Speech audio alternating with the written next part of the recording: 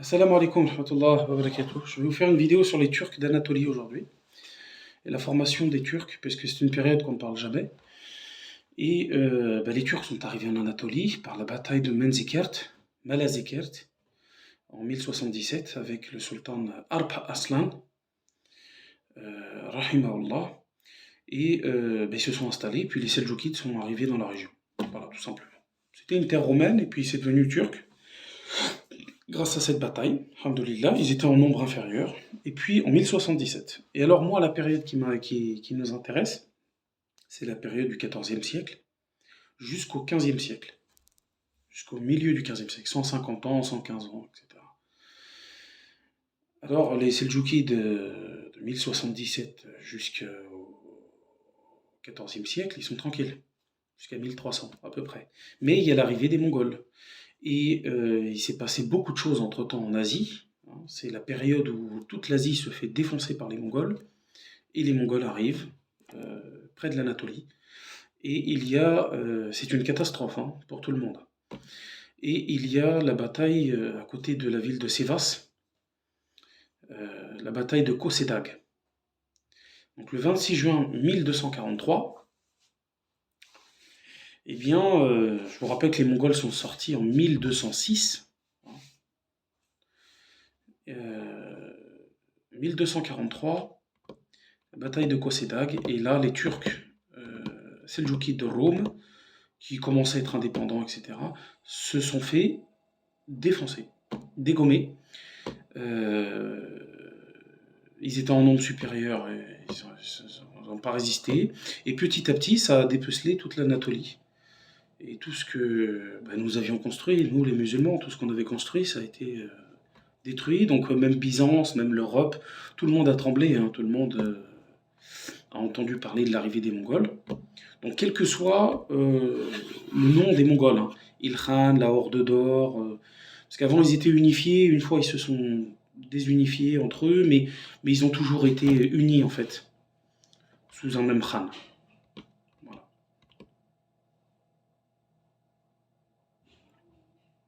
Donc ensuite, l'Anatolie a été,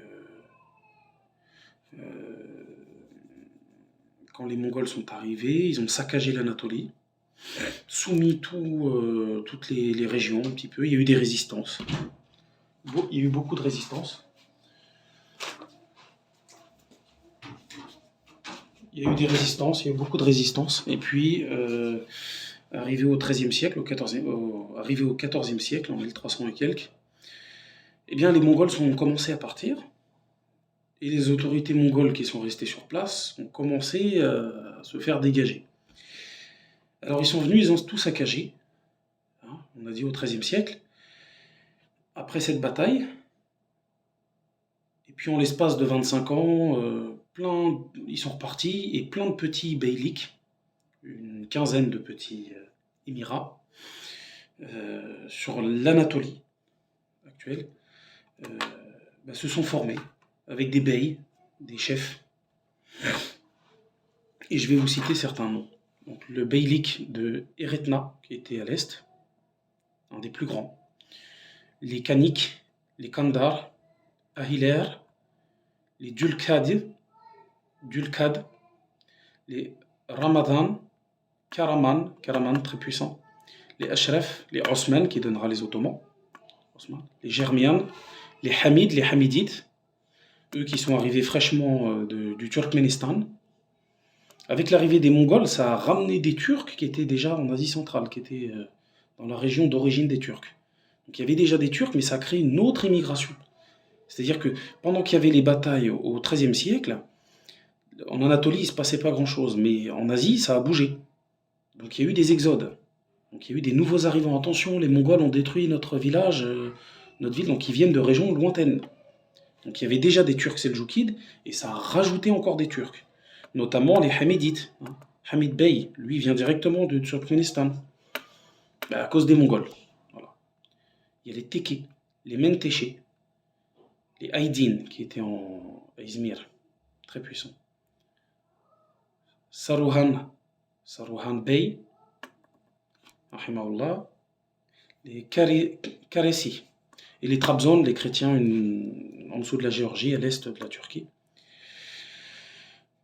Donc là, on est en 1315, 1313, 1300. Donc je vous dis, il y a eu la bataille en 1240, Kosedag en 1343. 25 ans, 30 ans plus tard, tous ces beyliks, tous ces émirats, eh bien, chacun essaie de former un émirat à lui, de reconstruire une société en fait.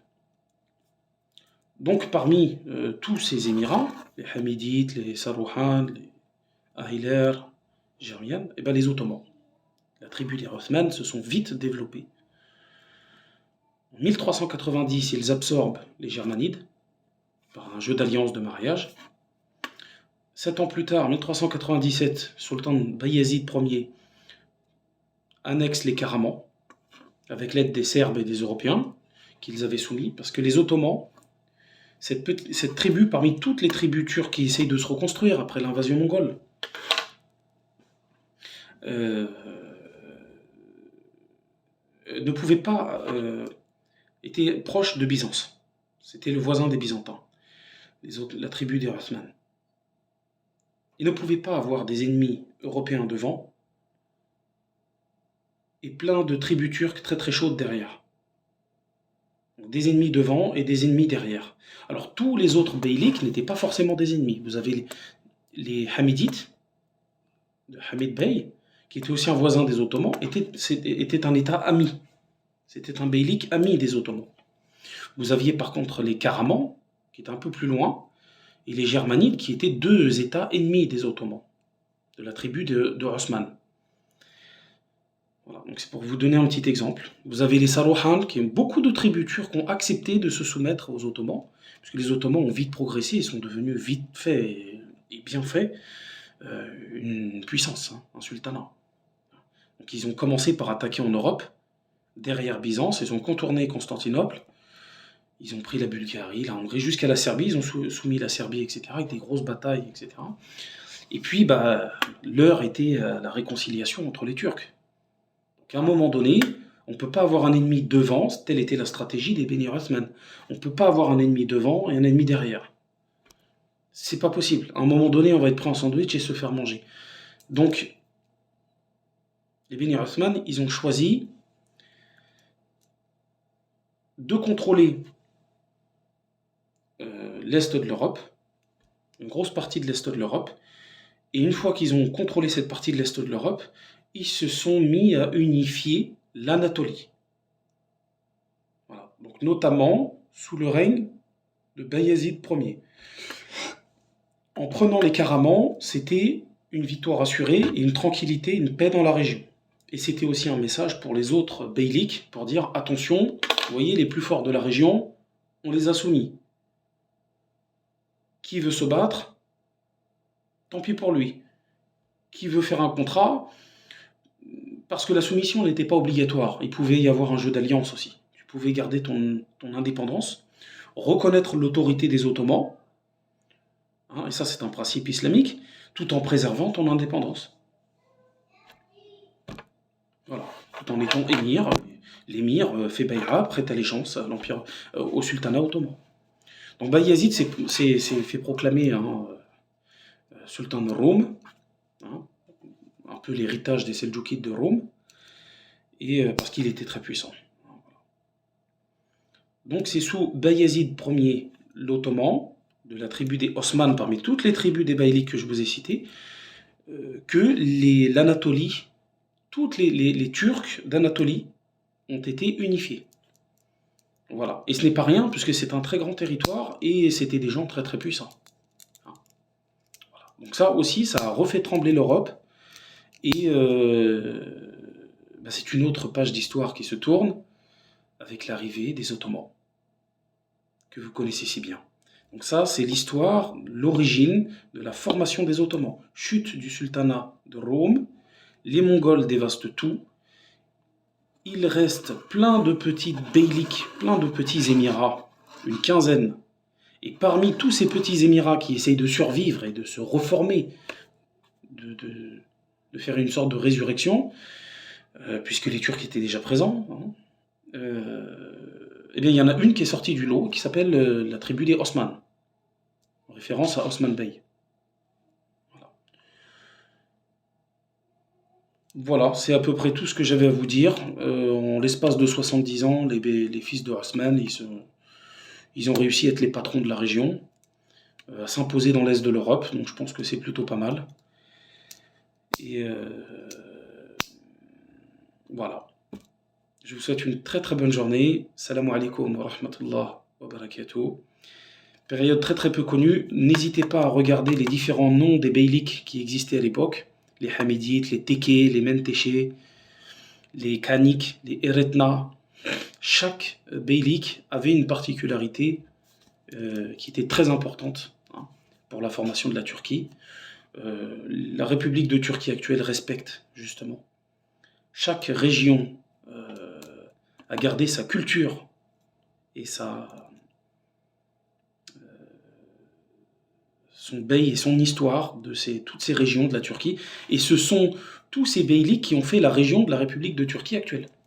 C'est-à-dire que l'Empire ottoman n'a pas eu comme programme de hadaf, ce qu'on dit en arabe, d'effacer le passé de ce qui s'est passé pour légitimer le pouvoir. C'est-à-dire, là, il y a une tombe de tel émir, on va raser, ça c'était la mosquée de tel émir, on va raser. Non, les Ottomans ont absorbé, ont embrassé, hein. C'est quand même, on est entre musulmans, par exemple. Il n'y a pas eu, ce ne sont pas des Mongols, voilà. C'est pas un empire mongol qui est venu pour raser, détruire, tout mettre à feu et à sang, ou alors avoir un ennemi chrétien qui vient, qui veut pas de signe de l'islam, d'écriture en arabe, de culture orientale, etc., d'islamophobie, etc. Donc là, on était vraiment dans l'embrassement, hein.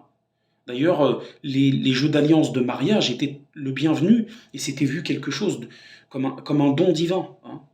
Les jeux d'alliance, c'est pas les mêmes jeux d'alliance qu'en Europe. C'était quelque chose de, c'était un moyen de paix et de survie dans la région, hein. Ils venaient de se taper les Mongols quand même, hein. Ça va, les Européens, ils ont eu chaud, hein. C'est les Turcs qui ont tout pris. Mais les Turcs ont réussi à s'en sortir. Alhamdulillah. Et ça nous a donné l'Empire ottoman. Salam alaikum wa rahmatullah wa barakatuh.